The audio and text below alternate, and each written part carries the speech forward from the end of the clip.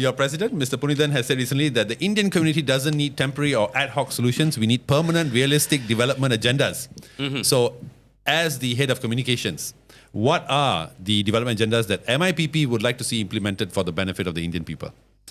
Okay, I wholeheartedly agree with my MIPP president, Mr. Punithan. Okay.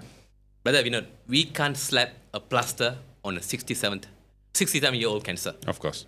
and hope to fix the issue in one night. We need a systematic, permanent solution. Like I told you earlier, first one is that we need to have a blueprint, right? We need to get this executed so that it is in place to coordinate our growth from point A to point B that we want to go after this. Then, like I say, we need to get our fundings right. We need to have the proper amount of fundings. Yeah. 100 million doesn't cut it anymore. I'll say this, whether PH is in government or in the future PN is going to be in the government. I'm going to say this. The 100 million is not going to cut it. It's not going to cut it. Right? And the third thing, we need the right pilot. Of course. Right? MIPP is working on all these three. The blueprint, on fighting for this allocation as well, and also getting the right leaders in to basically in the future, if and when we come to power, we have these things ready to roll out. Okay. Now, one thing, I think one of the highlight statements that were uttered by Mr. Punithan was, of course, that he once said that he had a plan for the Indians that would come to fruition in 2057. Why 2057? Are we going to have to wait 33 years? No, 23 years, sorry. Correct, yeah, 33 years, sorry, to see this plan. You know, I think they didn't really express him properly, all right?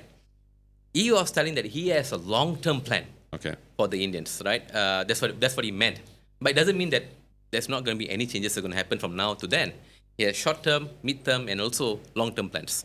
So, like I told you earlier, the blueprint that we are looking to bring forward as part of PN Manifesto in the future as well is going to have that short-term, long-term, and mid-term. So don't worry. It's not that Indians can only look forward to change, say, when we are 75 years old. No. We will be able to see ideas and policies and new improvement taking place quickly when we come in power. Hopefully, definitely.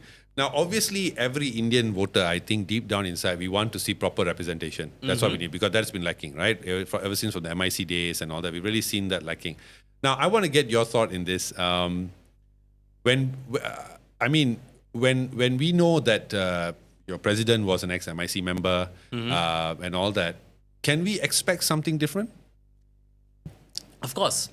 And if yes, then what's the difference? It's the thing. If we are just trying to be the same old, I don't think so. We will have created this party. I think if you really see this party, this is a very young party, led by very young people as well. Also professionals who understand the nature, the need of the community. I will say that yes, over time you will see that we will put out our policies, our plans. It's too early right now because we still have about 2 years to go before the next election. But in the next 1 year or 2 years, we will start to formulate our ideas and policy out to the public, and we market what we plan to do for the Indian market. For now though, we can't wait. If we come when we are going to come in power. So what we're doing right now is that we are currently talking and discussing and giving ideas on how to fix ideas and that's given by current leaders. Why? It's very simple. I'm afraid if we don't do something right now to at least mend some issues, it might be too late by the time we come in power. Definitely. So that's what we're doing right now. But we are working together right now in public and also in private with current leaders. But we are also coming up with plans for us one day when we come in power. Simple as that. Another highlight statement that was uttered by a president, which was he actually mooted the idea of forming an Indian coalition. And I've spoken about this. You have spoken about this on your channel as well. Yep. Has this plan failed? And is it in the works, or why can't we see a proper coalition being announced among the Indian parties?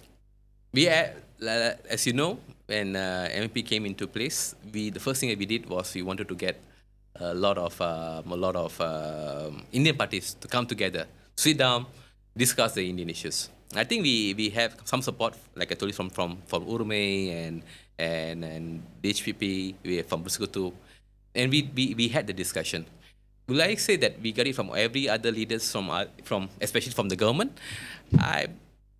No, not really. Of course. When it comes to Indian issues, for some reason they tend to be very factional, which I think is not the right way to go. I think the right way is doesn't matter which side you sit on.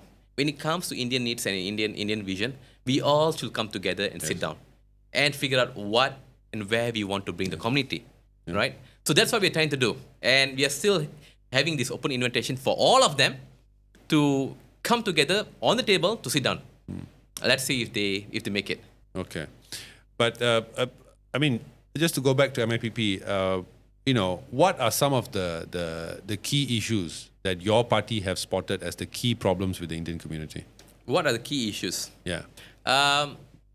First one is always on how we're going to deal with Indians.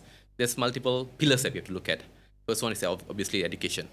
Second one is economics, right? Third one is employment for our youth.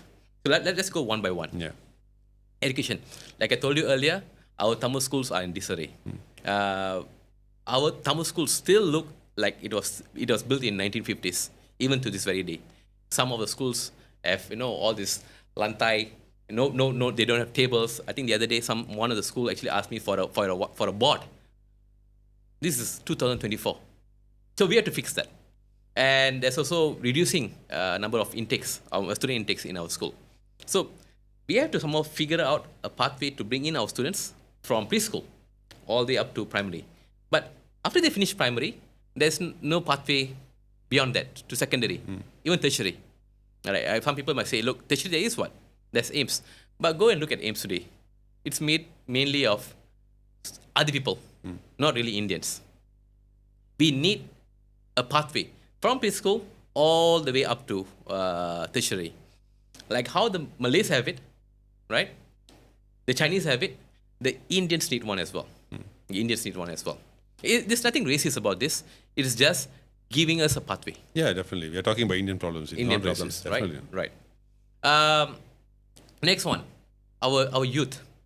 Many of them come into the market and they are very unskilled. Some of them left school too early. So for those who left school too early, put them in TVETs. So those who can and studied very well, give them scholarships. Not just in Malaysia, send them abroad. Give them exposures. Let them come back to contribute back to the community. So we have to do all these kind of things as well. Third one is basically on entrepreneurs.